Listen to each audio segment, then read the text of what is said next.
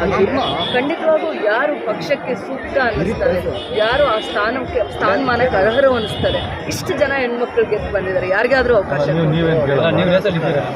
ನಾವು ವೈಯಕ್ತಿಕವಾಗಿ ಏನು ನಾನು ಅವಕಾಶ ಕೇಳಿಲ್ಲ. ನಾನು ಹಿಂದೆ ಆಕಾಂಕ್ಷಿ ಆಗಿದ್ದಂತೂ ನಿಜಾನೇ ಅವಕಾಶ ಸಿಗಲಿ ಅನ್ನೋವಂಥದ್ದು. ಮತ್ತು ಸರ್ಕಾರಕ್ಕೆ ಮತ್ತು ಪಕ್ಷದ ವೈಯಕ್ತಿಕವಾಗಿರೋ ವಿಚಾರ ಗುರುತಿಸೋದು, ಅವಕಾಶ ಕೊಡೋದೆಲ್ಲ ಪಕ್ಷಕ್ಕೆ ಜನರ ಮಧ್ಯೆ ಗುರುತಿಸ್ಕೊಂಡು 10 ವರ್ಷಗಳ ಕಾಲ 15 ವರ್ಷಗಳ ಕಾಲ ಜನರ ಒಡನಾಟ ಇಟ್ಕೊಂಡು ಕಷ್ಟ ಸುಖ, ರೈತರು, ಬಡವರು, ಮಹಿಳೆಯರು, ಜನಸಾಮಾನ್ಯರ ಸಮಸ್ಯೆಗಳಿಗೆ ಸ್ಪಂದಿಸುವಂಥ ವಿಚಾರದಲ್ಲಿ ಅರ್ಹರಿರ್ತಾರೆ ಅಂಥವ್ರಿಗೆ ಅವಕಾಶ. ಮೊದಲನೇ ಆರಂಭದಲ್ಲಿ ನಿಮ್ಮ ಹೆಸರು ತುಂಬ ಕೇಳಿಬಂತು, ಮಹಿಳಾ ಕೋಟಾದಲ್ಲಿ ನಿಮ್ಗೆ ಸಿಗುತ್ತೆ ಅಂತ. ಪಕ್ಷ ನಿರ್ಧಾರ ಮಾಡಿ ತಂದೆಯವ್ರಿಗೆ ಕೊಟ್ಟರು ಅನ್ನೋ ಕಾರಣಕ್ಕೆ ನಿಮ್ಮ ಹೆಸರು ಕೈ ಬಿಟ್ಟರು ಅಂತ ಹೇಳ್ತಾರೆ. ಪಕ್ಷದ ಜವಾಬ್ದಾರಿಗೆ ಕೆಲವೊಂದು ಇದಿರುತ್ತೆ, ಅಧಿಕಾರ ಇರುತ್ತೆ, ನಮಗೆ ಏನೂ ಇರಲ್ಲ. ನಾವು ಅಷ್ಟು ಮಾತ್ರ ಹೇಳ್ಬೋದು.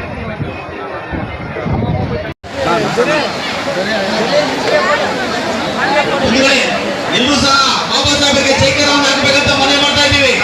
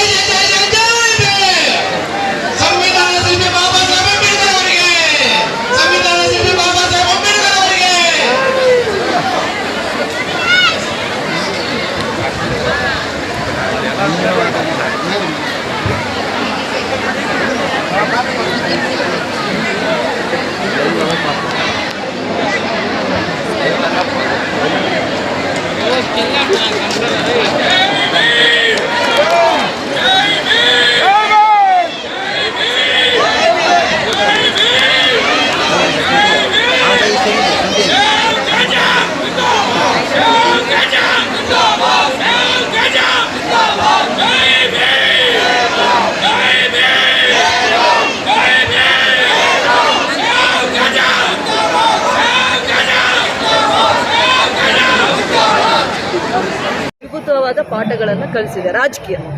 ಈಗ ಇದನ್ನ ಬೇರೆ ಎಲ್ಲಾದರೂ ನೀವು ವ್ಯಕ್ತಪಡಿಸ್ತೀರಾ? ನಾನು ಖಂಡಿತ ವ್ಯಕ್ತಪಡಿಸಲ್ಲ. ಇಲ್ಲ, ನಾನು ಖಂಡಿತ ವ್ಯಕ್ತಪಡಿಸಲ್ಲ.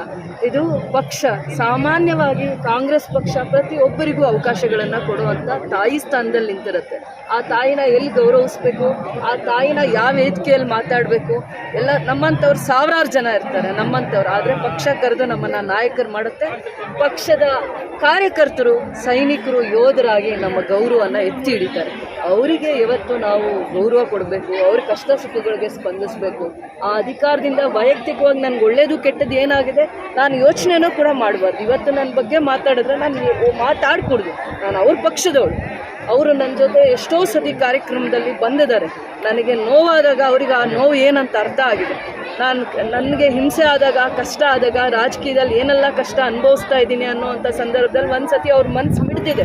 ಅದನ್ನು ನಾನು ಹತ್ತಿರದಿಂದ ನೋಡಿದ್ದೇನೆ. ಅದಕ್ಕೆ ನಾನು ಅವ್ರ ಪರ ವಿರೋಧ ಏನೂ ಮಾತಾಡಲ್ಲ. ಅವರಂದರೆ ಅದೇ ಅಭಿಮಾನ, ಗೌರವ ಉಳಿಸ್ಕೋತೀನಿ. ನನ್ನ ಜಿಲ್ಲೆಯಲ್ಲಿ ಏನು ಅವ್ರ ಬಗ್ಗೆ ಗೌರವ ಇಟ್ಕೊಂಡಿದ್ದಾರೆ ಬಂಗಾರಪೇಟೆ ಶಾಸಕರು. ಮತ್ತು ನಾನು ಅವ್ರನ್ನ ಸೋದರರಾಗೆ ನೋಡಿದ್ದೀನಿ. ಅದೇ ಸ್ಥಾನದಲ್ಲೇ ಅವ್ರನ್ನ ನೋಡ್ತೀನಿ. ಕೋಪ ಬಂದಾಗ, ಬೇಜಾರಾದಾಗ ಪಕ್ಷದಲ್ಲಿ ಸರ್ವೇ ಸಾಮಾನ್ಯ ಅವ್ರ ನೋವನ್ನ ವ್ಯಕ್ತಪಡಿಸೋದು, ಅದನ್ನು ನಾನು ಬಹಳ ದೊಡ್ಡ ವಿಚಾರ ಅಂತ ತಗೊಳ್ಳಲ್ಲ. ಇಡೀ ಜಿಲ್ಲೆಯ ಜನ, ಕ್ಷೇತ್ರದ ಜನ ಯಾವ ರೀತಿ ಕಾಂಗ್ರೆಸ್ ಪಕ್ಷನ ರಕ್ಷಣೆ ಮಾಡಿದ್ದಾರೆ, ಕಾದಿದ್ದಾರೆ, ಅವರ ಋಣ ತೀರಿಸುವಂಥ ಕೆಲಸ ಮಾಡಬೇಕಷ್ಟೇ. ಮುಂದಿನ ದಿನಗಳಲ್ಲಿ ಕಾಂಗ್ರೆಸ್ ಪಕ್ಷಕ್ಕೆ ಡ್ಯಾಮೇಜ್ ಆಗುತ್ತೆ, ಜಿಲ್ಲೆ ನಿರ್ಲಕ್ಷ್ಯ ಮಾಡಿರೋದು ಅಂತ ಹೇಳಿ ವ್ಯಾಖ್ಯಾನ ಮಾಡ್ತೇವೆ. ಮತ್ತು ಮಹಿಳಾ ಕೋಟಾದಲ್ಲಿ ನಿಮಗೆ ಕೊಡ್ಬೋದಾಗಿತ್ತು. ಇನ್ನು ನನ್ನ ಪಕ್ಷದಲ್ಲಿ ಹಿರಿಯರಿದ್ದಾರೆ, ದೊಡ್ಡ ದೊಡ್ಡ ಸ್ಥಾನದಲ್ಲಿ KPCC ಅಧ್ಯಕ್ಷರಿದ್ದಾರೆ, ಮುಖ್ಯಮಂತ್ರಿಗಳಿದ್ದಾರೆ, ಮತ್ತು ಬಹಳ ಅನುಭವ ಇರುವಂಥ ಸಿದ್ದರಾಮಯ್ಯವರು ಕೂಡ ಇದ್ದಾರೆ. ಅವರಿಗೆ ಗೊತ್ತಿದೆ ಯಾರನ್ನ ಯಾವ ರೀತಿ ಮಾತಾಡಿ ಸರಿಪಡಿಸ್ಕೋಬೇಕು ಅಂತ. ನನಗಿಂತ ಮೇಧಾವಿಗಳು ಅವರು. ಪಕ್ಷನ ಭಾಳ ವರ್ಷಗಳ ಕಾಲ ಸಂಘಟನೆ ಮಾಡಿರೋದು. ಆಮೇಲೆ ಮಹಿಳೆಯರ ವಿಚಾರ ಹೇಳ್ತಾ ಇದ್ದಾರೆ. ಯಾರಿಗಾದರೂ ಮಹಿಳೆಯರಿಗೆ ಸ್ಥಾನಮಾನ ಕೊಡಿ. ಒಂದು ಮಂತ್ರಿಮಂಡಲದಲ್ಲಿ ಹೆಣ್ಮಕ್ಕಳ, ಇಡೀ ದೇಶದ ಹೆಣ್ಮಕ್ಕಳ ಧ್ವನಿಯಾಗಿ ಅವರ ಸಮಸ್ಯೆಗಳಿಗೆ ಸ್ಪಂದಿಸುವಂಥ ಒಂದು ವೇದಿಕೆಯ ಆ ತಾಯಿ ಕಲ್ಪಿಸ್ಬೇಕಾಗುತ್ತೆ. ಅದಕ್ಕೋಸ್ಕರ ಹೆಣ್ಮಕ್ಕಳಿಗೆ ಅವಕಾಶ ಕೊಡಲಿ. ಅವ್ರ ಮಾನದಂಡ, ಅವರು ಯಾವ ರೀತಿ ಆದರೂ ನಿರ್ಧಾರ ಮಾಡಲಿ. ಹೆಣ್ಮಕ್ಳಿಗೆ ಒಂದು ಸ್ಥಾನಮಾನ ಇದರಲ್ಲಿ ಕೊಡಲೇಬೇಕು. ನಾನು ಹೇಳಿದ್ನಲ್ಲ, ಇರುತ್ತೆ. ಯಾಕೆಂದರೆ ಅವರು ನಮ್ಮೆಲ್ಲರಿಗಿಂತ ದೊಡ್ಡವರಿದ್ದಾರೆ. ಎಷ್ಟೊಂದು ಕಷ್ಟಗಳನ್ನು ನೋಡಿ ಬಂದಿರೋದ್ರಿಂದ ವೈಯಕ್ತಿಕವಾಗಿ ಈ ಸಂದರ್ಭದಲ್ಲಿ ಏನು ಮಾತಾಡ್ತಾ ಇದ್ದಾರೆ ಅನ್ನುವಂಥ ವಿಚಾರಕ್ಕೆ ನಾನು ಯಾವುದೇ ಹೇಳಿಕೆ ಕೊಡಲ್ಲ. ಬಿಜೆಪಿ ಅವರು ದೊಡ್ಡದಾಗಿ ಇವತ್ತು ಹೋರಾಟ ಮಾಡ್ತಾರೆ ಹಾಂ, ಈ ಪಿಂಚಣಿ ವಿಚಾರದಲ್ಲಿ ಮತ್ತೆ ಒಂದಷ್ಟು ಜಮೀನು ಹಗರಣಗಳಾಗಿದೆ ಅಂತ ಹೇಳಿ. ಖಂಡಿತ ನನ್ನ ಕಾಲದಲ್ಲಿ ಒಂದೇ ಒಂದು ಇಂಚು ಸರ್ಕಾರ ಜಾಗನ ಸ್ವಾರ್ಥವಾಗಿ ನನ್ನ ಅಧಿಕಾರನ ದುರ್ಬಳಕೆ ಮಾಡಿಕೊಂಡು ಒಬ್ಬರಿಗೂ ಕೂಡ ನಾನು ಅಂತ ಕೆಲಸ ಮಾಡಲಿಕ್ಕೆ ಬಂದಿಲ್ಲ, ಮಾಡೋದು ಇಲ್ಲ ಮುಂದೆನೂ. ನಾನು ಅದು ಯಾವುದೇ ಅಧಿಕಾರಿಗೆ ಇತಿಮಿತಿಗೆ ಬಂದರೆ ಅವತ್ತು ಅದೇ ಮಾತು ಹೇಳ್ತೀನಿ, ಇವತ್ತು ಅದೇ ಮಾತು ಹೇಳ್ತೀನಿ. ಸರ್ಕಾರಿ ಆಸ್ತಿಯನ್ನು, ಸರ್ಕಾರಿ ಜಮೀನನ್ನು, ಸರ್ಕಾರದ ಯಾವುದೇ ರೀತಿಯ ಒಂದು ಇದನ್ನು ಅವರ ಇತಿಮಿತಿಯಲ್ಲಿ ಕೆಲಸ ಮಾಡಬೇಕಾಗುತ್ತೆ. ನಾನು ಯಾವುದೇ ಒಂದು ಸರ್ಕಾರದ ಜಾಗನ ಮಂಜೂರು ಮಾಡಿ ಅಂತ ಯಾವುದೇ ಅಧಿಕಾರಿಗಳಿಗೆ ಹೇಳಿಲ್ಲ, ಮುಂದೆ ಹೇಳೋದೂ ಇಲ್ಲ. ಅಕ್ರಮವಾಗಿ ಮಾಡಕ್ಕೆ ಯಾರಿಗೂ ಅವಕಾಶ ಮಾಡಿಕೊಟ್ಟಿಲ್ಲ. ಲೋಕಲ್ ಅಲ್ಲದೆ ಇದ್ದವ್ರಿಗೆ ಯಾರಿಗೂ ಕೊಟ್ಟಿದ್ದಾರೆ ಅಂತಂದ್ರೆ ಅವರು ಖಂಡಿತ ಅದನ್ನು ಅಧಿಕಾರಿ ಯಾರಿದ್ದಾರೆ, ಸಂಬಂಧಪಟ್ಟಿರುವಂಥ ಅಧಿಕಾರಿ ಸರಿಯಾದ ರೀತಿಯ ನಿರ್ಧಾರಗಳನ್ನು ತಗೊಂಡು ಅಕ್ರಮವಾಗಿ ಕೂಡ ಏನೂ ಮಾಡುವಂಥ ಅವರಿಗೆ ಅವಕಾಶ ಇರಲ್ಲ, ಕಾನೂನಲ್ಲೇ ಅವಕಾಶ ಇರಲ್ಲ, ಯಾವ ಅಧಿಕಾರಿಗೂ ಇರಲ್ಲ, ನನಗೂ ಇರಲ್ಲ.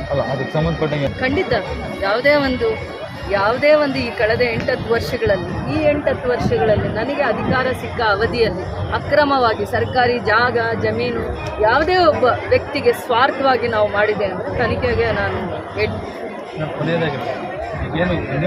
ಎಲ್ಲಿದ್ದಂಥ ಅಂಬೇಡ್ಕರ್ ಅವರ ಪುತ್ಥಳಿ ಬದಲಿ ಜಾಗದಲ್ಲಿ, ಅದೇ ಜಾಗದಲ್ಲಿ ಬದಲಿ ಪ್ರತಿಮೆ, ಕಂಚಿನ ಪುತ್ಥಳಿಯನ್ನು ಲೋಕಾರ್ಪಣೆ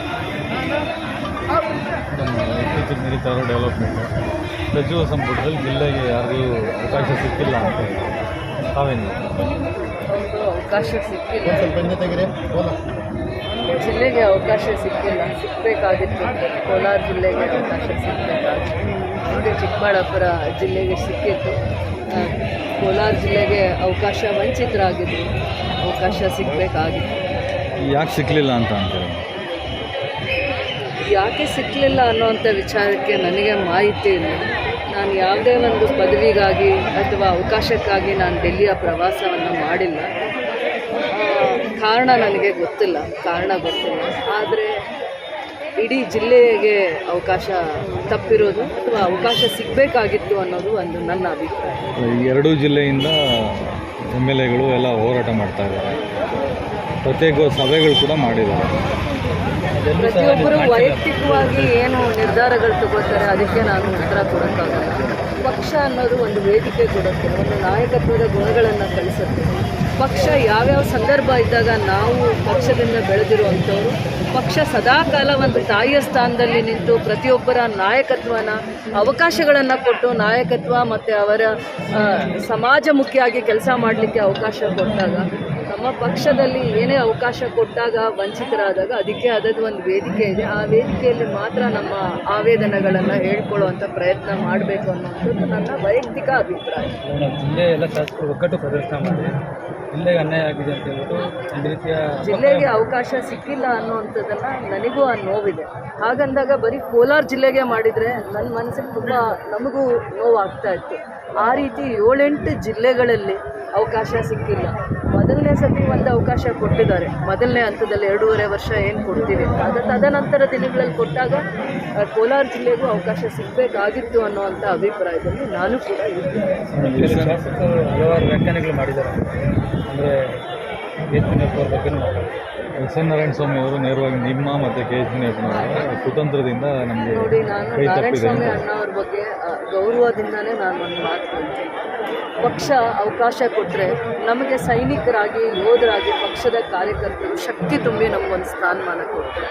ಆ ಸ್ಥಾನಮಾನ ಸಮಾಜಕ್ಕೆ, ಕ್ಷೇತ್ರದ ಅಭಿವೃದ್ಧಿಗೆ ಮತ್ತು ಈ ಕ್ಷೇತ್ರ ಏನೇನು ಸಮಸ್ಯೆಗಳಿಂದ ಬಳಲ್ತಾ ಇರುತ್ತೆ ಆ ಸಮಸ್ಯೆಗಳಿಗೆ ಸ್ಪಂದಿಸುವಂಥ ಅಧಿಕಾರ, ಅದಕ್ಕೆ ಆ ಪವಿತ್ರತೆ ಯಾವುದೇ ಜವಾಬ್ದಾರಿ ಇರ್ಬೋದು, ಅದಕ್ಕೆ ಅದನ್ನು ಹೆಚ್ಚಿನ ಒಂದು ಜವಾಬ್ದಾರಿ ಕೊಡಿ ಅಂತ ಕೇಳೋದಕ್ಕೆ ನಮಗೆ ವೇದಿಕೆ ಪಕ್ಷ ಇದೆ. ಆ ಪಕ್ಷದಲ್ಲಿ ಏನು ಬೇಕಾದರೂ ಮಾತಾಡ್ಕೊಳ್ತೀವಿ. ನನಗಿಂತ ಹಿರಿಯರವರು, ಅನುಭವ ಇರುವಂಥವ್ರು, ಕಷ್ಟ ಸುಖ ಒಬ್ಬ ರಾಜಕಾರಣಿ ಹಾಗೆ ಆಗಲಿಕ್ಕಾಗಲ್ಲ. ಏಳು ಬೀಳು ತ್ಯಾಗ ಮಾಡಿಕೊಂಡು ಎಲ್ಲ ಕಳ್ಕೊಂಡು ಒಂದು ಪಕ್ಷದಲ್ಲಿ ಗುರುತಿಸ್ಕೊಂಡು ಒಂದು ಸ್ಥಾನಕ್ಕೆ ಬರ್ತಾರೆ. ನಂಗೆ ಅವ್ರ ಬಗ್ಗೆ ಏನೂ ಅಭಿಪ್ರಾಯ ಇಲ್ಲ. ಯಾಕೆಂದರೆ ಅವ್ರು ಇವತ್ತು ಅನುಭವಿಸ್ತಾ ಇರೋವಂಥ ನೋವೆಲ್ಲ ನಾವು ಹಿಂದೆ ಅನುಭವಿಸ್ಬಿಟ್ಟಿದ್ದೀವಿ. ಅದಕ್ಕೆ ನಮ್ಗೆ ಏನೂ ಹೇಳ್ಬೇಕು ಅನ್ನಿಸ್ತಾ ಇಲ್ಲ.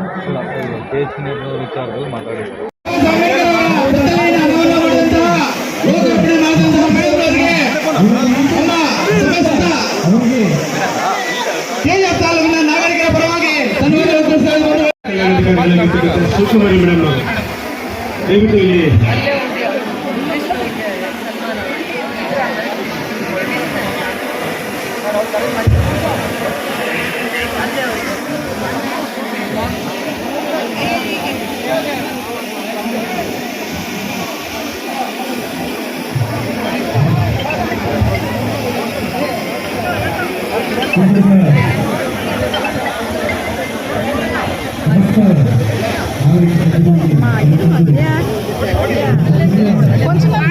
மேடம் கிட்ட இங்க பேசிட்டு இல்லை ஆஃபீஸ்ல போய் பேசுவோம்.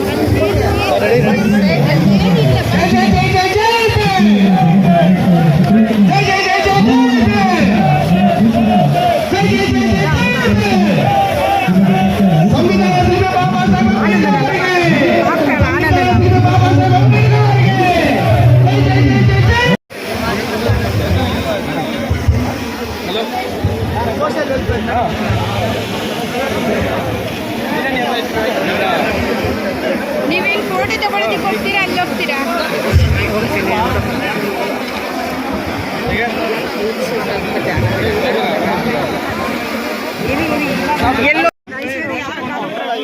அங்கம்மா அங்கே பல்ல இருக்குது.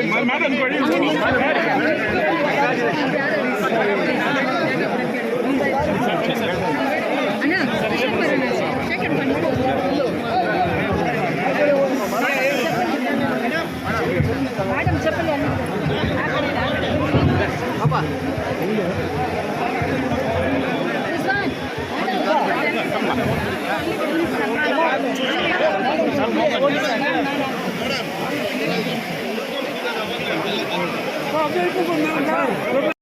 ಬೆಳವಣಿಗೆಗೆ ತಮ್ಮ ದೂರದೃಷ್ಟಿಯ ಮಾತುಗಳನ್ನ ಪ್ರಸ್ತಾಪಿಸಿದಂತಹ ನಮ್ಮ ಮಾನ್ಯ ಶಾಸಕರಿಗೆ ನಮ್ಮ ನಿಮ್ಮೆಲ್ಲ ಪರವಾಗಿ ಧನ್ಯವಾದಗಳನ್ನು ಅರ್ಪಿಸ್ತಾ ಇದ್ದೇವೆ. ದಯವಿಟ್ಟು ಎಲ್ಲರೂ ಕೈ ಮುಂದೆ ಮಾಡಿ ನಮ್ಮ ಭಾರತ ಸಂವಿಧಾನದ ಪೀಠಿಕೆಯನ್ನು ತಾವೆಲ್ಲರೂ ಕೂಡ ತಾವು ನಿಂತಲ್ಲೇ ಹೇಳಬೇಕು ಅಂತ ತಮ್ಮಲ್ಲಿ ಮನವಿ ಮಾಡ್ತಾ ಇದ್ದೇವೆ. ದಯವಿಟ್ಟು ಎಲ್ಲರೂ ಕೂಡ ಕೈ ಮುಂದೆ ಚಾಚಿ ಪೀಠಿಕೆಯನ್ನ ಹೇಳಬೇಕು ಅಂತ ಮನವಿ ಮಾಡ್ತಾ ಇದ್ದೇವೆ. ಭಾರತದ ಸಂವಿಧಾನ ಪೀಠಿಕೆ, ಸಂವಿಧಾನ ಪೀಠಿಕೆ, ಭಾರತದ ಜನತೆಯಾದ ನಾವು ಭಾರತವನ್ನು ಸಾರ್ವಭೌಮ ಸಮಾಜವಾದಿ ಧರ್ಮ ನಿರಪೇಕ್ಷ ಪ್ರಜಾಸತ್ತಾತ್ಮಕ ಗಣರಾಜ್ಯವನ್ನಾಗಿ ರೂಪಿಸುವುದಕ್ಕಾಗಿ ಭಾರತದ ಎಲ್ಲಾ ಪ್ರಜೆಗಳಿಗೆ ಸಾಮಾಜಿಕ ಆರ್ಥಿಕ ಮತ್ತು ರಾಜಕೀಯ ನ್ಯಾಯವನ್ನು ವಿಚಾರ ಅಭಿವ್ಯಕ್ತಿ ನಂಬಿಕೆ ಧರ್ಮ ಮತ್ತು ಉಪಾಸನೆಯ ಸ್ವಾತಂತ್ರ್ಯವನ್ನು ಸ್ಥಾನಮಾನ ಮತ್ತು ಅವಕಾಶಗಳ ಸಮಾನತೆಯನ್ನು ದೊರೆಯುವಂತೆ ಮಾಡುವುದಕ್ಕಾಗಿ ವ್ಯಕ್ತಿ ಗೌರವ, ದೇಶದ ಏಕತೆ ಮತ್ತು ಸಮಗ್ರತೆಗಾಗಿ ಎಲ್ಲರಲ್ಲಿ ಭಾತೃತ್ವ ಭಾವನೆಯನ್ನು ಮೂಡಿಸುವುದಕ್ಕೆ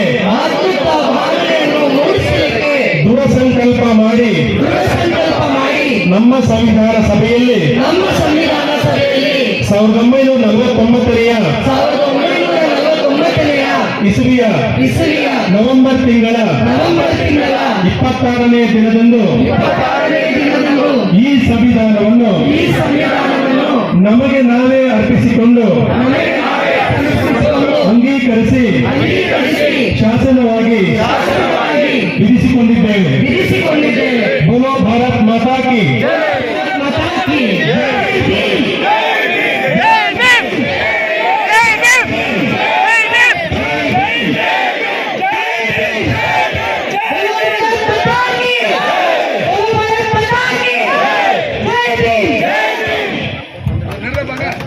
ಧನ್ಯವಾದಗಳು. ಚಿಕ್ಕ ವಿಚಾರವನ್ನು ನಾನು ಹೇಳಲಿಕ್ಕೆ ಇಷ್ಟಪಡ್ತೀನಿ. ಇವತ್ತು ಒಂದು ಎಜುಕೇಷನ್ ಬರೀ ನಮ್ಮನ್ನ ಸದೃಢ ಮಾಡ್ಕೊಳ್ಳೋಕ್ಕಲ್ಲ.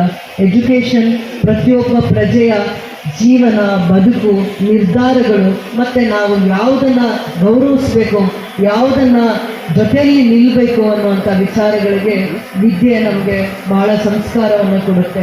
ಆ ವಿದ್ಯೆಗೆ ಜಾಸ್ತಿ ಮಹತ್ವವನ್ನು ಕೊಡಬೇಕು ಮತ್ತು ಎಲ್ಲರಿಗೂ ಸಮಾನವಾಗಿರುವಂಥ ವಿದ್ಯೆ ಅವಕಾಶಗಳನ್ನು ಕೊಡಬೇಕು. ಹೆಣ್ಮಕ್ಕಳಿಗೆ ವಿಶೇಷವಾಗಿ ಇವತ್ತು ನಾವು ಮಾತಾಡಲಿಕ್ಕೆ, ಓದ್ಕೊಳ್ಳಿಕ್ಕೆ ಮತ್ತು ಸಮಾನವಾದ ಅವಕಾಶಗಳನ್ನು ಕೇಳಲಿಕ್ಕೆ ನಮಗೇನಾದರೂ ತಂದೆ ಯಾರಾದರೂ ಇದ್ದರೆ ಆ ಹೆಣ್ಮಕ್ಳಿಗೆ ಇಡೀ ಭಾರತ ದೇಶದಲ್ಲಿ ಮನುಕುಲದಲ್ಲಿ ಹೆಣ್ಮಕ್ಳಿಗೆ ವಿದ್ಯಾ ಸ್ವಾತಂತ್ರ್ಯ, ವೃತ್ತಿ ಸ್ವಾತಂತ್ರ್ಯ, ಅವಕಾಶದ ಸ್ವಾತಂತ್ರ್ಯ ಏನಾದರೂ ತಂದುಕೊಟ್ಟಿದ್ದಾರೆ ಅಂದರೆ ಅದು ಬಾಬಾ ಸಾಹೇಬ್ ಅಂಬೇಡ್ಕರ್ ಅವರು ಮಾತ್ರ. ಇವತ್ತು ತಂದೆ ಆರ್ಮಿಯಲ್ಲಿ ಕೆಲಸ ಮಾಡ್ತಾ ಇರ್ತಾರೆ, ರಾಮ್ಜಿ ಸತ್ಪಾಲ್ ಅವರು ತನ್ನ ಮಕ್ಕಳಿಗೆ ಒಳ್ಳೆ ವಿದ್ಯಾಭ್ಯಾಸ ಕೊಡಿಸ್ಬೇಕನ್ನುವಂಥ ಪ್ರಿನ್ಸಿಪಲ್ಸ್ ತಂದೆಗಿರುತ್ತೆ. ರಾಮ್ಜಿ ಸತ್ಪಾಲ್ ಅವ್ರಿಗೆ ತಾಯಿ ಮಗನನ್ನ ಭೀಮಾ ಅಂತ ಮುದ್ದಾಗಿ ಕರೀತಾ ಇರ್ತಾರೆ. ಮತ್ತೆ ಅವರು ವಿದ್ಯಾಭ್ಯಾಸಕ್ಕೆ ಹೋದಾಗ ಅವರಲ್ಲಿರುವಂಥ ಸದ್ಗುಣಗಳನ್ನು ನೋಡಿ ಅವರ ಗುರುಗಳು ಅಂಬೇಡ್ಕರನನ್ನು ಅವರ ಹೆಸರನ್ನೇ ತನ್ನ ಜೀವನದಲ್ಲಿ ಭೀಮಾ ಅನ್ನೋ ಚಿಕ್ಕ ಹುಡುಗನಿಗೆ ಅಂಬೇಡ್ಕರ್ ಅನ್ನೋ ಹೆಸರನ್ನ ಕೊಟ್ಟು ಬಿರುದನ್ನ ಕೊಡ್ತಾರೆ. ನನ್ನ ಹೆಸರು ನಿನ್ನಲ್ಲಿ ಇರಲಿ ಅಂತ ಯಾರು ವಿದ್ಯಾದಾನ ಮಾಡಿರ್ತಾರೆ ಆ ಗುರುಗಳು ಅಂಬೇಡ್ಕರ್ ಅವ್ರಿಗೆ ಅವರ ಹೆಸರನ್ನ ಕೊಡ್ತಾರೆ, ನಾಮಾಂಕಿತ ಮಾಡ್ತಾರೆ. ತಂದೆಯ ಹೆಸರನ್ನ ಜೋಡಿಸಿ ಭೀಮ್ರಾವ್ ಸಕ್ಪಾಲ್ ಅಂತ ಕರೀತಾ ಇದ್ದಿದ್ದು. ಅಂದರೆ ಅವರ ಎಲ್ಲಿ ಮಹಾರಾಷ್ಟ್ರದಲ್ಲಿ ಅವರ ಅಡ್ಮಿಷನ್ಸ್ ಎಲ್ಲ ಆಗಿದೆ ಮಧ್ಯಪ್ರದೇಶಲ್ಲಿ, ಆ ಜಾಗದಲ್ಲಿ ಅವರ ತಂದೆ ಹೆಸರನ್ನ ಇರ್ತಾರೆ. ಆ ತಂದೆ ಹೆಸರ ಜೊತೆಗೆ ಅಂಬೇಡ್ಕರ್ ಅವರ ಹೆಸರನ್ನ ಕೊಡಬೇಕಂದ್ರೆ ಅವರು ಗುರುಗಳು ಅವರ ಹೆಸರನ್ನ ನಾಮಾಂಕಿತ ಮಾಡ್ತಾರೆ. ಯಾಕೆ ಅಂದ್ರೆ ಒಬ್ಬ ವಿದ್ಯಾರ್ಥಿಯ ಪ್ರತಿಭೆ ಅವತ್ತು ಆ ಗುರುಗಳಿಗೆ ಮಾತ್ರ ಇವರ ಸಾಧನೆ ಗೊತ್ತಾಗ್ತಾ ಇತ್ತು. ಅದಾದ್ಮೇಲೆ ಬರೋಡಾ ಮಹಾರಾಜರ ಸ್ಕಾಲರ್ಶಿಪ್ ಅನ್ನ ಕೊಟ್ಟಾಗ ಇವತ್ತು ಸರ್ಕಾರದ ಸ್ಕಾಲರ್ಶಿಪ್ ನಾವು ಯಾವ ರೀತಿ ಉಪಯೋಗ ಮಾಡ್ಕೋತಾ ಇದ್ದೀವಿ ಪ್ರತಿಯೊಂದು ಹೆಜ್ಜೆಯಲ್ಲೂ ಅರ್ಥ ಮಾಡ್ಕೋಬೇಕು. ಅಂದಿನ ಕಾಲದಲ್ಲಿ ಬರೋಡಾ ಮಹಾರಾಜರು ಏನು ಸ್ಕಾಲರ್ಶಿಪ್ ಕೊಟ್ಟಿರ್ತಾರೆ ಆ ಸ್ಕಾಲರ್ಶಿಪ್ ಇಂದ ಅವರು United States of America, London university, ಅವರು ಯಾವ್ಯಾವುದು ಕಂಟ್ರೀಸ್ಗೆ ಟ್ರಾವೆಲ್ ಮಾಡ್ತಾರೆ, ಅಲ್ಲಿ ಹೈಯೆಸ್ಟ್ ಎಜುಕೇಷನ್ನ ಮಾಡ್ತಾರೆ. ಸದಾಕಾಲ ಲೈಬ್ರರಿಯಲ್ಲಿ ಕೂತ್ಕೊಂಡು ತನ್ನ ಇಡೀ ಜೀವನದಲ್ಲಿ ಜ್ಞಾನದ ಹಸಿವಿಂದ ಅವರು ಬೇರೆ ಯಾವುದೇ ಒಂದು ಪ್ರತಿಯೊಬ್ಬರಿಗೆ ಬೇರೆ ಬೇರೆ ಆಸೆಗಳಿರುತ್ತೆ, ಆದರೆ ಅವರಿಗೆ ಜ್ಞಾನದ ಆಸೆ, ಜ್ಞಾನದ ಕೊರತೆಯಿಂದ ಅವರು ಪ್ರತಿಯೊಂದು ದೇಶನ ಪ್ರವಾಸ ಮಾಡಿದ್ದಾರೆ. ಜ್ಞಾನದ ಹಸಿವಿಂದ ಬೇರೆ ದೇಶಗಳಿಗೆ ಪ್ರವಾಸ ಮಾಡಿದ್ದಾರೆ. ಜ್ಞಾನದ ಮಹತ್ವವನ್ನು ಅರಿತಾರೆ, ದೇಶಕ್ಕೆ ಜ್ಞಾನದ ಜ್ಯೋತಿಯಾಗಿ ಬೆಳಗ್ತಾರೆ ಅಂತ ಹೇಳಕ್ಕೆ ಇಷ್ಟಪಡ್ತೀನಿ. ಅಂಥವರ ಸೇವೆಯ ಒಂದೇ ಒಂದು ಗುಣವನ್ನು ನಾನು ಮೈಗೂಡಿಸ್ಕೊಂಡಾಗ ನನಗೆ ಅರ್ಥ ಆಗಿದ್ದು, ಅನುಭವ ಆಗಿದ್ದು ಒಂದೇ ಒಂದು ವಿಚಾರ ಏನಂದರೆ 1964 ಸರ್ಕಾರ KGF ಅಲ್ಲಿ ಮೈನಿಂಗಲ್ಲಿ ಕೆಲಸ ಮಾಡುವಂಥ ಕಾರ್ಮಿಕರಿಗೆ 1870 ಎಕರೆ ಜಾಗ ಕೊಡ್ತಾರೆ ಪಬ್ಲಿಕ್ ಸೆಕ್ಟರ್ಸ್ಗೆ ಅಂತ ಅವತ್ತಿನ ಸರ್ಕಾರ 1870 ಏಕರ್ಸ್ ಜಾಗ ಕೊಡ್ತಾರೆ. ಅದಾದ್ಮೇಲೆ ಫಸ್ಟ್ ಪಬ್ಲಿಕ್ ಸೆಕ್ಟರ್ ಬರುತ್ತೆ BML 1964 ಅದು ಇಡೀ 65 ಇಯರ್ಸ್ ಅಲ್ಲಿ ಉದ್ಯೋಗ ಕ್ರಾಂತಿಯನ್ನು ಕೊಟ್ಟಿರೋದು ಬರೀ 1350 ಪರ್ಮನೆಂಟ್ ಎಂಪ್ಲಾಯೀಸ್ನ ಕೊಡ್ತಾರೆ. ಇಡೀ ದೇಶವ್ಯಾಪ್ತಿ ಉದ್ಯೋಗ ಏನಾದರೂ 1850 ಏಕರ್ಸ್ ಕೊಟ್ಟಿರುವಂಥ ಜಾಗದಲ್ಲಿ 1350 ಅಷ್ಟೇ ಪರ್ಮನೆಂಟ್ ಎಂಪ್ಲಾಯೀಸು, ಕಾಂಟ್ರಾಕ್ಟ್ ಮೇಲೆ 3500 ಎಂಪ್ಲಾಯೀಸ್ಗೆ ಕೊಡ್ತಾರೆ. ಪಾರದರ್ಶಕತೆ ಬಗ್ಗೆ ನಿಮಗೆ ಹೇಳ್ತಾ ಇದ್ದೀವಿ. ಅದಾದಮೇಲೆ ಆಲ್ಮೋಸ್ಟ್ 65 ಇಯರ್ಸ್ ನಾವು ಏನು ಅನ್ಯುಟಿಲೈಸ್ಡ್ ಲ್ಯಾಂಡ್ BGML ಇಂದ ತಗೊಂಡಿರುವಂಥ ಜಾಗದಲ್ಲಿ ಆಲ್ಮೋಸ್ಟ್ 25,000 ಎಂಪ್ಲಾಯ್ಮೆಂಟ್ ಆಪರ್ಚುನಿಟಿ ಕ್ರಿಯೇಟ್ ಮಾಡುವಂಥ ಒಂದು ಸಾಧನೆ ಅವಕಾಶ ಯಾವಾಗಾಯಿತು ಅಂದರೆ ಅನ್ಯುಟಿಲೈಸ್ಡ್ ಲ್ಯಾಂಡ್ ಏನು BML ಇಂದ ನಾವು ವಾಪಸ್ ತಗೊಂಡಿದ್ವಿ ಆ 978 ಏಕರ್ಸಲ್ಲಿ ಏಕರ್ಸ್ ಕಂಪನಿ, CZ ಕಂಪನಿ, ಆ ಥರ ಮಲ್ಟಿ ಕಂಪನೀಸಲ್ಲಿ ಅಪ್ಲೈ ಮಾಡಿಕೊಂಡು ಆಲ್ಮೋಸ್ಟ್ 18,000 to 20,000 ಉದ್ಯೋಗ ಆಪರ್ಚುನಿಟೀಸ್, ಜಾಬ್ ಆಪರ್ಚುನಿಟೀಸ್ ಅವಕಾಶ ಮಾಡುವಂಥ BML ಇಂದ ವಾಪಸ್ ತಗೊಂಡಿರುವಂಥ ಅನ್ಯುಟಿಲೈಸ್ಡ್ ಲ್ಯಾಂಡಲ್ಲಿ 60 ಇಯರ್ಸ್ ಆದಮೇಲೆ ಇಂಥ ಒಂದು ರೆವಲ್ಯೂಷನರಿ ಸ್ಟೆಪ್ ನಾವು ತಗೊಳ್ಳೋದಕ್ಕೆ ಅವಕಾಶ ಆಯಿತು. ಅದೆಲ್ಲ ಅವಕಾಶ ಪ್ರಯತ್ನ ಮಾಡಿದ್ದು ನಿಮ್ಮ ಆಶೀರ್ವಾದದಿಂದ, ನಿಮ್ಮ ಸಹಕಾರದಿಂದ. ನಿಮಗೆ ಏನೇನು ಕಷ್ಟಗಳನ್ನು ನೀವು ಇಷ್ಟು ಕಾಲ ಡೈಲಿ ಟ್ರಾವೆಲರ್ಸ್ ಇರ್ಬೋದು, ಇಲ್ಲಿನ ಓದ್ಕೊಂಡಿರುವಂಥ ವಿದ್ಯಾವಂತ ಮಕ್ಕಳಿರ್ಬೋದು, ಅವರ ಪ್ರತಿಭೆಗೆ ಸಕಾಲಕ್ಕೆ ಉದ್ಯೋಗ ಸಿಗದೆ ಪ್ರತಿ ಹಂತದಲ್ಲೂ ನೋವು ತಿಂತಾ ಇದ್ದಂಥ ಮಕ್ಕಳಿಗೆ ನಾನು ಯಾವ ರೀತಿ ಸೇವೆ ಮಾಡ್ಬೋದು ಅಂತಂದಾಗ ನನಗೆ ಸಿಕ್ಕ ಒಂದು ಚಿಕ್ಕ ಅವಕಾಶ ಚಿಕ್ಕ ಗೋಲ್ಡನ್ ಆಪರ್ಚುನಿಟೀಸ್ನ ನಾವು ಮುಂದಿನ ದಿನಗಳಲ್ಲಿ 20 ರಿಂದ 50 ಸಾವಿರ ಜನಕ್ಕೆ ಉದ್ಯೋಗ ಸೃಷ್ಟಿ ಮಾಡುವಂಥ ನೆಲೆಯನ್ನು, ಅವಕಾಶಗಳನ್ನು, ಇನ್ಫ್ರಾಸ್ಟ್ರಕ್ಚರನ್ನು ನಾವು ಕ್ರಿಯೇಟ್ ಮಾಡುವಂಥದ್ರಲ್ಲಿ ಸಕ್ಸಸ್ಸಾಗಿದ್ದೀವಿ. ಅದು ನಮ್ಮ ನಡೆ ಆಗಬೇಕು. ಸ್ವಾರ್ಥ ನಡೆಯಿಂದ ಮಾಡಲಿಲ್ಲ. ಇಲ್ಲಿನ ಮಕ್ಕಳಿಗೆ KGF ಮಕ್ಕಳು ಹೋಗಿ ಎಲ್ಲೋ ದುಡ್ಕೊಂಡು ಬರೋದಲ್ಲ. KGF ಮಕ್ಕಳಿಗೆ ಬರುವಂಥ ದಿನಗಳಲ್ಲಿ IT ಕಂಪನಿ ಬರಲಿ, ಸಾಫ್ಟ್ವೇರ್ ಕಂಪನಿ ಬರಲಿ, ಇಂಡಸ್ಟ್ರೀಸ್ ಬರಲಿ, KGF ನೆಲದಲ್ಲಿ ಉದ್ಯೋಗ ಸೃಷ್ಟಿ ಮಾಡುವಂಥ ಕ್ರಾಂತಿಕಾರಿ ಹೆಜ್ಜೆಯನ್ನು ಇಡೋದ್ರಲ್ಲಿ ನನ್ನ ಸರ್ಕಾರ ನನ್ನ ಜೊತೆ ಬದ್ಧವಾಗಿತ್ತು. ಅದು ಬರೋ ದಿನಗಳಲ್ಲಿ ಅದೇ ಪ್ರಿಯಾರಿಟಿ ಆಗಿ ನಾವು KGFಗೆ ಎಷ್ಟು ಗೌರವ ಕೊಡ್ತೀವಿ, KGF ಜನತೆ ನನಗೆ ಕೊಟ್ಟ ಒಂದು ಗೋಲ್ಡನ್ ಆಪರ್ಚುನಿಟಿಯನ್ನು ನಾನು ಯಾವ ರೀತಿ ಸದ್ಬಳಕೆ ಮಾಡ್ಕೊಂಡಿದ್ದೀನಿ ಅನ್ನೋದಕ್ಕೆ ಒಂದು ಚಿಕ್ಕ ನಿದರ್ಶನ ಅಂತ ಹೇಳ್ತಾ, ಇವತ್ತು ಈ ಶುಭ ಸಂದರ್ಭದಲ್ಲಿ ಯಾರ್ಯಾರು ಗೌರವವಾಗಿ ಈ ಕಾರ್ಯಕ್ರಮಕ್ಕೆ ಬಂದಿದ್ದಾರೆ ನಿಮ್ಮೆಲ್ಲರಿಗೂ ಕೂಡ ನಾನು ಧನ್ಯವಾದಗಳನ್ನು ಹೇಳ್ತೀನಿ. ಯಾಕೆ ನಾವು ಇಷ್ಟು ಗೌರವಿಸ್ತೀವಿ ಅಂದರೆ, ಫಸ್ಟ್ ಪ್ರಿಯಾರಿಟಿ ಎಜುಕೇಷನ್ ಇನ್ಸ್ಟಿಟ್ಯೂಷನ್ಸ್ ಕೊಡ್ತೀವಿ. ಸರ್ಕಾರಿ ಶಾಲೆ ಇರ್ಬೋದು, ಸರ್ಕಾರಿ ಕಾಲೇಜ್ ಇರ್ಬೋದು, ಸರ್ಕಾರಿ ಇನ್ಸ್ಟಿಟ್ಯೂಷನ್ಸ್ ಯಾವ್ಯಾವ್ದಿದೆ ಅದನ್ನು ಸ್ಟ್ರೆಂಥನ್ ಮಾಡ್ತೀವಿ. ಮುಂದೆ ಬರುವಂಥ ದಿನಗಳಲ್ಲಿ ಇಂಡಸ್ಟ್ರೀಸ್ KGF ಅಲ್ಲಿ ಸೇಫಾಗಿ ಎಮರ್ಜ್ ಆಗಬೇಕಂದ್ರೆ ಪೊಲೀಸ್ SP ಆಫೀಸ್ ಆದಿಯಾಗಿ ಪೊಲೀಸ್ ಟ್ರೈನಿಂಗ್ ಅಕಾಡೆಮಿ, DR ಪೊಲೀಸ್ನ ಹೇಗೆ ಪ್ರೊಟೆಕ್ಟ್ ಮಾಡ್ಕೋಬೇಕು ಅಂತ ಅದು ನನ್ನ ರೆವಲ್ಯೂಷನರಿ ಚಾಲೆಂಜ್ ಆಗಿರುತ್ತೆ. ಸರ್ಕಾರದ ಹಂತದಲ್ಲಿ ಯಾವ ಮಂತ್ರಕ್ಕಾದರೂ ನಾನು ಪ್ರಯತ್ನ ಮಾಡಿ ಅದನ್ನು ಏನೇ ಬಂದರೂ, ಏನೇ ವಿಚಾರ ಅದರ ಬಗ್ಗೆ ಬಂದರೂ ಕೂಡ ಬರುವಂಥ ದಿನಗಳಲ್ಲಿ ಸರ್ಕಾರದ ಹಂತದಲ್ಲಿ ನನ್ನ ಕ್ಷೇತ್ರದ ಜನತೆಗೋಸ್ಕರ ನಾನು ಫೈಟ್ ಮಾಡೇ ಮಾಡ್ತೀನಿ ಅಂತ ಹೇಳ್ತಾ, ಎಷ್ಟು ರಿಸೋರ್ಸಸ್ನ ನಾವು KGF ಅಲ್ಲಿ ತರಕ್ಕಾಗುತ್ತೆ ಇಲ್ಲಿ ಎಂಪ್ಲಾಯ್ಮೆಂಟ್ನ ಕ್ರಿಯೇಟ್ ಮಾಡೋದಕ್ಕೆ. ನಮ್ಮ ಓನ್ ಸಿಟಿಯಲ್ಲಿ KGF ಟೌನಲ್ಲಿ ಬೇರೆಯವ್ರಿಗೂ ಉದ್ಯೋಗ ಸೃಷ್ಟಿ ಮಾಡ್ತೀವಿ, ನಮ್ಮಲ್ಲಿ ನಮ್ಮ ಕ್ಷೇತ್ರದ ಜನತೆಗೂ ಉದ್ಯೋಗ ಸೃಷ್ಟಿ ಮಾಡುವಂಥ ಒಂದೇ ಒಂದು ಕ್ರಾಂತಿಕಾರಿ ಹೆಜ್ಜೆಯನ್ನು ಇಡುವಂಥದ್ದು ಒಂದೇ ಒಂದು ಸಂಕಲ್ಪ ಮಾಡಿದ್ದೀನಿ. ಅದನ್ನು ನೆರವೇರಿಸ್ತೀನಿ. ಈಡೇರಿಸುವವರೆಗೂ ಕೂಡ ನನ್ನ ಸರ್ಕಾರನ ನಾನು ಕೂಡ ಬಿಡಲ್ಲ. ಅದು ಒಂದೇ ನಾನು ಈ ದಿನ ಸಂಕಲ್ಪ ಮಾಡ್ತೀನಿ. ಅದನ್ನು ಈಡೇರಿಸೋದೇ ನನ್ನ ತಪಸ್ಸಾಗಿರುತ್ತೆ ಅಂತ ಹೇಳ್ತಾ, ಅದು ಎಲ್ಲದಕ್ಕೂ ಸಾಕ್ಷಿ ನಿಮ್ಮ ಆಶೀರ್ವಾದ, ನಿಮ್ಮ ಸಹಕಾರ ಅಂತ ಹೇಳ್ತಾ, ಈ ಒಂದು ಸುಂದರವಾಗಿರುವಂಥ ನೆನಪು, ಭಾವನೆ ಇವೆಲ್ಲನೂ ಕೂಡ ಈ ಆಗಸ್ಟ್ ಮಾಸ ಏನಂದರೆ ಆಗಸ್ಟ್ 3 ಅವರಿಗೆ ವಿಶೇಷವಾಗಿರುವಂಥ ದಿನ. ಅವರ ಆ ದಿನನ ನಾವು ನೆನಪು ಮಾಡ್ಕೊಳ್ಳೋದಕ್ಕೋಸ್ಕರ, ಮರುಕಳಿಸ್ಕೊಳ್ಳೋದಕ್ಕೋಸ್ಕರ ಈ ದಿನ ಆಗಸ್ಟ್ 5 ನಾವು ನೆನಪು ಮಾಡಿಕೊಂಡು ಅವರ ಪುತ್ಥಳಿಯನ್ನು ಲೋಕಾರ್ಪಣೆ ಮಾಡಿದ್ದೀವಿ ಅಂತ ಹೇಳ್ತಾ, ಸದಾಕಾಲ ಅವರ ಆಶಯಗಳನ್ನು, ಅವರ ಭಾವನೆಗಳಿಗೆ ಗೌರವವನ್ನು ಕೊಡ್ತಾ, ಅವರ ನಡೆದ ದಾರಿಯನ್ನು ಸ್ಮರಿಸುತ್ತಾ, ಯಾವುದೇ ಒಂದು ಅಧಿಕಾರ, ಯಾವುದೇ ಒಂದು ಜವಾಬ್ದಾರಿಯನ್ನು ಸ್ವಾರ್ಥವಾಗಿ ಯಾವತ್ತು ಆಲೋಚನೆ ಮಾಡದೆ ದೇಶಕ್ಕೆ, ಸಮಾಜಕ್ಕೆ, ಕಷ್ಟದಲ್ಲಿರುವವರಿಗೆ ನಾವು ಅದನ್ನು ಸಮರ್ಪಣೆ ಮಾಡೋ ಮನೋಭಾವವನ್ನು ಬೆಳೆಸ್ಕೊಂಡು ಹೆಜ್ಜೆಯನ್ನಿಡುವಂಥ ಭಾವನೆಗಳನ್ನು ಬೆಳೆಸ್ಕೊಳ್ಬೇಕು ಅನ್ನುವಂಥ ತತ್ವಗಳನ್ನು ಮೈಗೂಡಿಸ್ಕೊಂಡು ಹೆಜ್ಜೆ ಇಡ್ತಾ ಇದ್ದೀವಿ. ಯಾವುದೇ ಒಂದು ಲೋಪದೋಷ ಆಗುವಂಥ ಪ್ರಯತ್ನ ಮಾಡೋಕ್ಕೆ ಬಿಡಲಿಲ್ಲ. KGF ಅಲ್ಲೂ ಕೂಡ ಅಷ್ಟೇ ಅಭಿಮಾನದಿಂದ, ಅಕ್ಕರೆಯಿಂದ ಬಾಬಾ ಸಾಹೇಬ್ ಅಂಬೇಡ್ಕರ್ ಅವರ ಪುತ್ಥಳಿ ಮತ್ತು ಅವರ ಎಷ್ಟೋ ಕಾರ್ಯಕ್ರಮಗಳಿಗೆ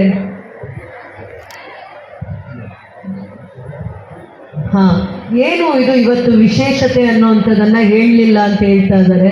ಮೊದಲು ಬಾಬಾ ಸಾಹೇಬ್ ಅಂಬೇಡ್ಕರ್ ಅವ್ರದ್ದು ಬ್ರಾನ್ಸ್ ಪ್ರತಿಮೆ ಇರಲಿಲ್ಲ, ಕಂಚಿನ ಪುತ್ಥಳಿ ಇರಲಿಲ್ಲ. ಇಡೀ KGF ಅಲ್ಲಿ ಮೊದಲನೇ ಬ್ರಾನ್ಸ್ ಪುತ್ಥಳಿ ಇದು, ಕಂಚಿನ ಪುತ್ಥಳಿ ಇದು. ಹಿಂದೆ ಇದನ್ನ ನಾವು ಬೇರೆ ರೀತಿ ಮಾಡಿರ್ತಾರೆ, ಬಹಳ ವರ್ಷಗಳ ಕಾಲ ಅದು ನಮ್ಮ ಅವಧಿಯಲ್ಲಿ ಇರಲಿಲ್ಲ. ಇದು ಪ್ರತಿಯೊಬ್ಬ ಸಂಘಟನೆಗಾರರ ಬೇಡಿಕೆಯ ಮೇಲೆ, ಒತ್ತಾಯದ ಮೇಲೆ, ಅವರ ಭಾವನೆಗಳಿಗೆ ಗೌರವ ಕೊಟ್ಟು, ಅವರ ಆಲೋಚನೆಗಳಿಗೆ ನಾವು ಸ್ಪಂದಿಸುವಂತ ಮನಸ್ಸನ್ನ ಮಾಡಿ, ನಿಧಾನ ಆಗಿದೆ ಸತ್ಯ, ಅದನ್ನು ಒಪ್ಕೋತೀವಿ, ನಿಧಾನ ಆಗಿದೆ, ತಡ ಆಗಿದೆ, ಆದರೆ ಅವರ ಆಸೆಗಳನ್ನ ಸಿಗಿರುವಂತ ಎಲ್ಲ ಪ್ರಯತ್ನದಲ್ಲಿ ನಾವು ಯಶಸ್ವಿ ಆಗ್ತಾ ಇದ್ದೀವಿ ಅಂತ ನಾನು ಹೇಳಕ್ಕೆ ಇಷ್ಟಪಡ್ತೀನಿ. ಇದು ಒಂದು ಭೀಮ ನಮನ ಮತ್ತೆ ಪ್ರಿಯಾಂಬಲ್ ಅವರಿಗೆ ಪ್ರಿಯಾಂಬಲ್ ಅನ್ನ ಓದಿ ಗೌರವನ ಸಲ್ಲಿಸೋಣ ಅಂತ ಹೇಳಕ್ಕೆ ಇಷ್ಟಪಡ್ತೀನಿ.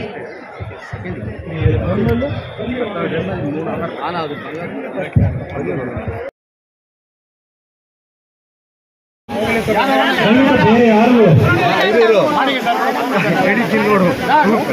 ದಯವಿಟ್ಟು ಬೇರೆ ಯಾರು ಬೇಡ.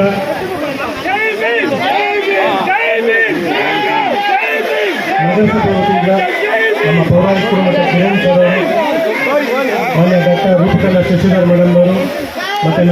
ಪೊಲೀಸ್ ವರಿಷ್ಠಾಧಿಕಾರಿಗಳಾಗಿರ್ತಕ್ಕಂಥ ಶಿವಾಂಶ ರಜಪೂತ್ ಸರ್ ಅವರು, ಕೂಡ ಅಧ್ಯಕ್ಷರಾಗಿರ್ತಕ್ಕಂಥ ಶ್ರೀನಿವಾಸ್ ಅವರು, ಮತ್ತೆ ಕೂಡ ಆಯುಕ್ತರಾಗಿರ್ತಕ್ಕಂಥ ಧರ್ಮೇಂದ್ರ ಅವರು, ಡಿ ಆಗಿರ್ತಕ್ಕಂಥ ನಾರಾಯಣ ಸ್ವಾಮಿ ಅವರು ಮುಖಾಂತರ ಕಂಚಿನ ಪ್ರತಿಮೆಯನ್ನು ಇವತ್ತು ಅವರಿಗೆ ಗೌರವವನ್ನು ಸಮರ್ಪಣೆ ಮಾಡ್ತಾ ಇದ್ದಾರೆ.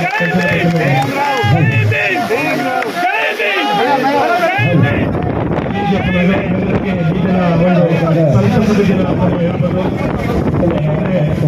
ಬಹಳ ದಿನಗಳಿಂದ ಎಲ್ಲರ ಕೆಜಿಎಫ್ ನಾಗರಿಕರ ಬಹಳಷ್ಟು ದಲಿತ ಪರ ಸಂಘಟನೆಗಳ ಒಂದು ಕೆಲಸ ಆಗಿತ್ತು. ಇಲ್ಲಿ ಒಂದು ಕಂಚಿನ ಪ್ರತಿಮೆಯನ್ನ ಎಲ್ಲೂ ಕೂಡ ಒಂದು ಪ್ರತಿಷ್ಠಾಪನೆ ಮಾಡಬೇಕು ಅಂತಕ್ಕಂಥದ್ದು. ಈ ದಿನ ಆಗಸ್ಟ್ 5,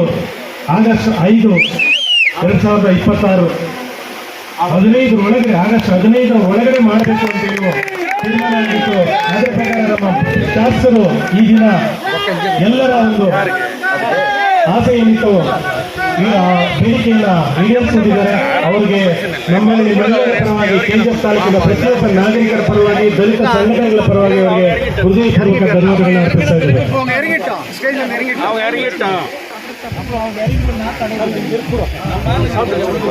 ಪ್ರತಿಭೆಗೆ ಮಾಲಾರ್ಪಣೆ ಮಾಡಿದಂತಹ ಮಾನ್ಯ ಶಾಸಕರು ಡಾಕ್ಟರ್ ರೂಪಕಲಾ ಶಶಿಧರ ಗೌಡರವರಿಗೆ, ಪೊಲೀಸ್ ವರಿಷ್ಠಾಧಿಕಾರಿಗಳಿರ್ತಕ್ಕಂಥ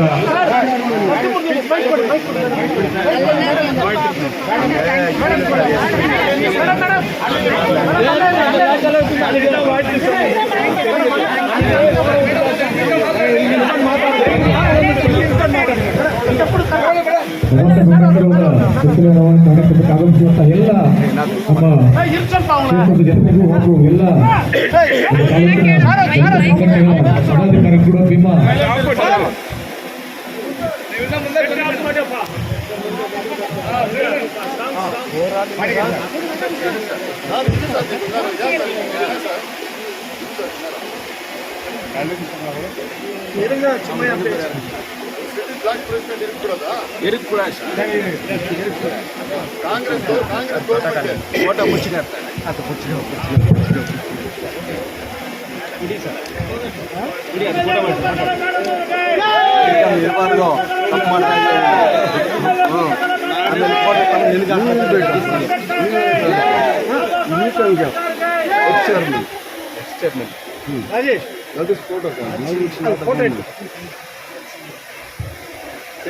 ಕೆಜಿಎಫ್ನ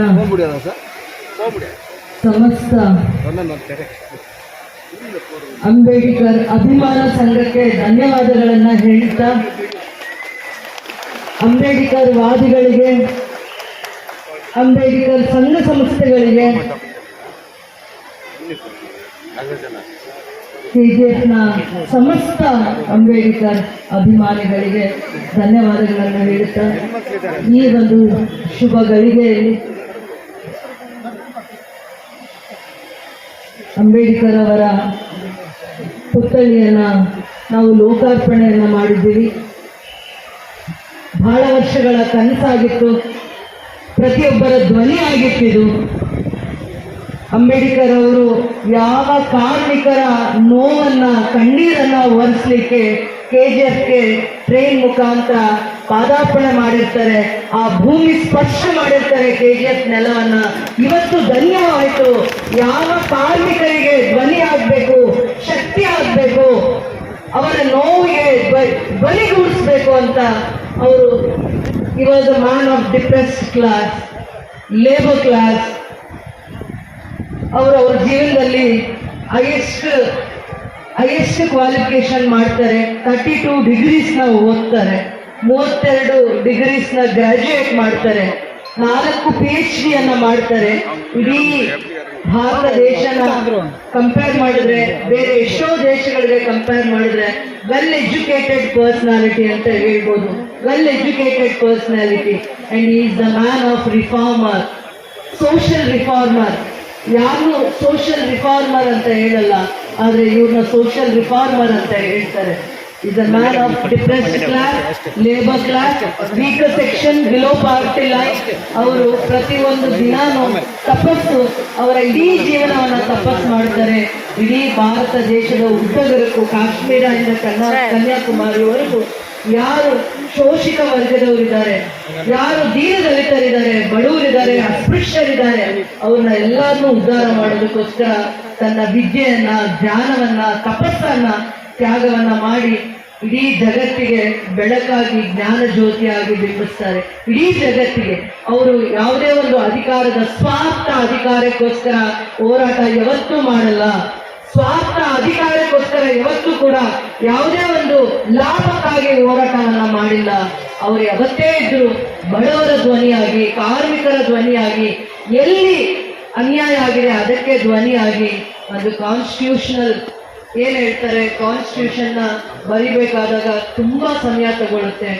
ತುಂಬಾ ಸಮಯ ಯಾಕೆ ತಗೊಳುತ್ತೆ ಅಂದ್ರೆ ಇಡೀ ಭಾರತ ದೇಶದಲ್ಲಿ ಏನೆಲ್ಲ ಅವತ್ತಿನ ಕಾಲಕ್ಕೆ ಸಮಸ್ಯೆಗಳಿರುತ್ತೆ ಅದನ್ನ ಎಳೆಯಾಗಿ ಬಿಚ್ಚಿಡ್ಬೇಕಾದಾಗ ಕಾನ್ಸ್ಟಿಟ್ಯೂಷನ್ ಪ್ರತಿ ಇಂಡಿವಿಜುವಲ್ಗೂ ಶಕ್ತಿ ಆಗಬೇಕು ಅನ್ನುವಂಥದ್ದು ದೂರದೃಷ್ಟಿಯಾಗಿರುತ್ತೆ.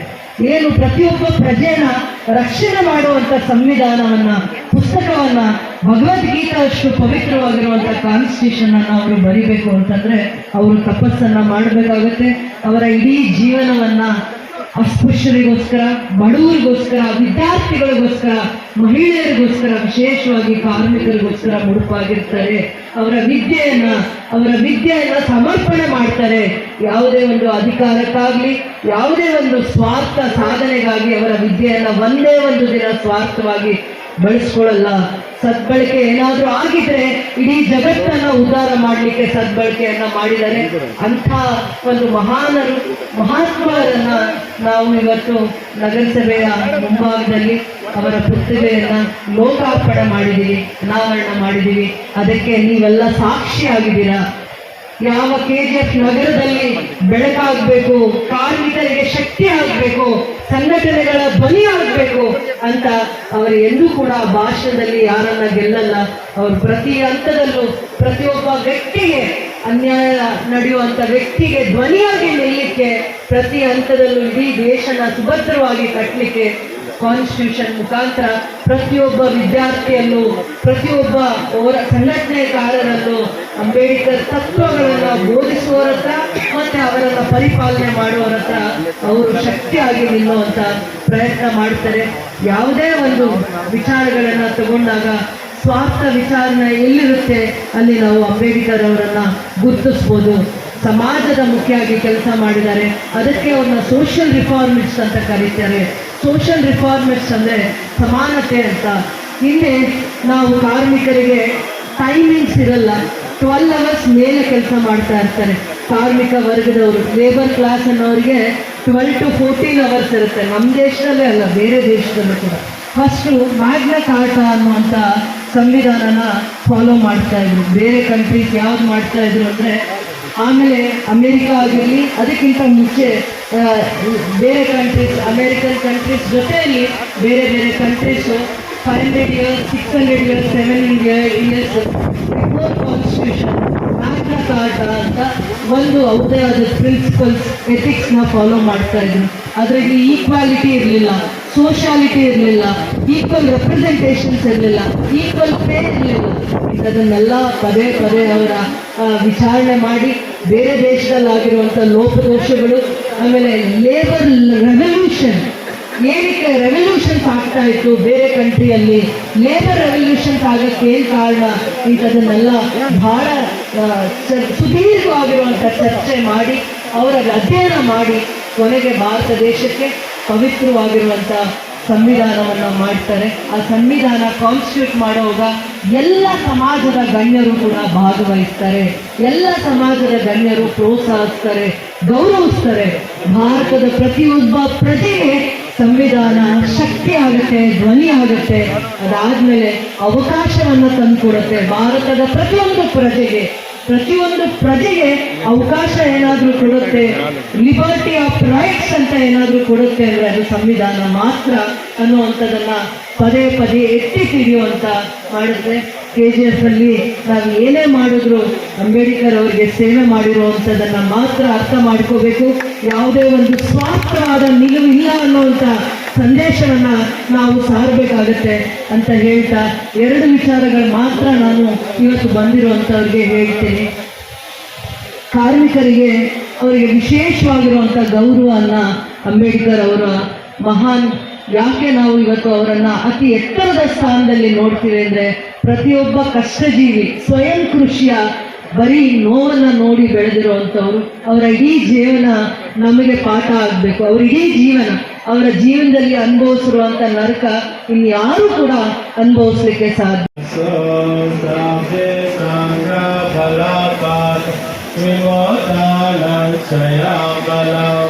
ಶಾಸನ ಸತಿ ಬಸು ಸಾಧು ಸಾಧು ಸಾಧು.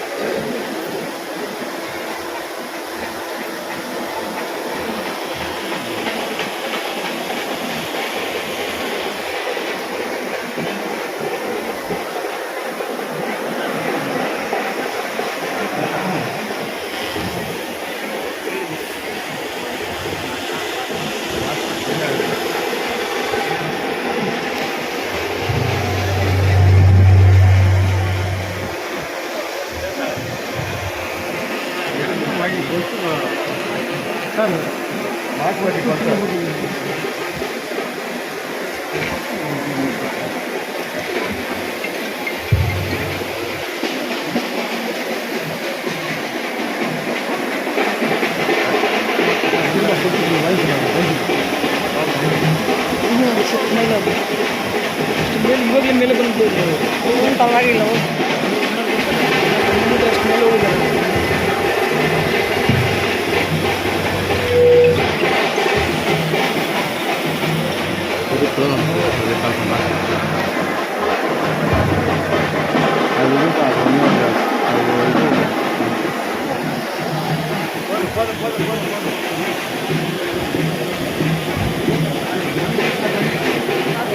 ಪೂಜಾ ಕಾರ್ಯಕ್ರಮವನ್ನು ಮಾನ್ಯ ಶಾಸಕರಾಗಿರ್ತಕ್ಕಂಥ ರೂಪಕಲಾ ಶಶಿಧರ್ ಮೇಡಮ್ ಅವರು ಇದೀಗ ನಡೆಸಿಕೊಂಡಿದ್ದಾರೆ.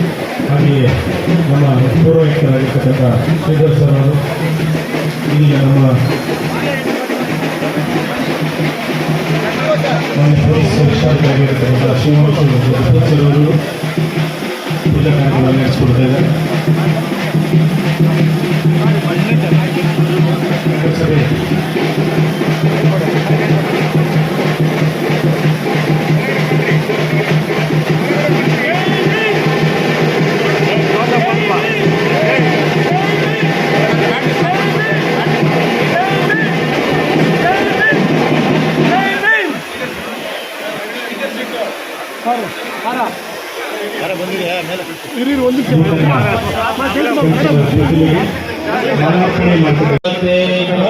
ಭಗವಂತರಾಯ ಸುಖಿ ದೀರ್ಘಾಯ ಭವ ಭವತ ಸಾಭಮಂಗಲರಾಕಾಂತ ಸಾಭದೇವತ ಸಾಭಭೂತಾನುಭಾವೇನ ಸದಾನುಕ ಸಧಾಮ ಭಗವತ ಸಾವಕ ಸಂಗ ಜಪತಿಪಾಲ ಭಗವತ ಸಾವಕ ಸಂಗ ನ್ಯಾಯಪತಿಪಾಲ ಭಗವತ ಸಾವಕ ಸಂಗ ಸಾಮೀಕ್ಷಿಪತಿಪಾಲ ಭಗವತ ಸಾವಕ ಸಂಗ ಯತಿ ಭಾಷಾ ತಾರಿ ಪುರಿ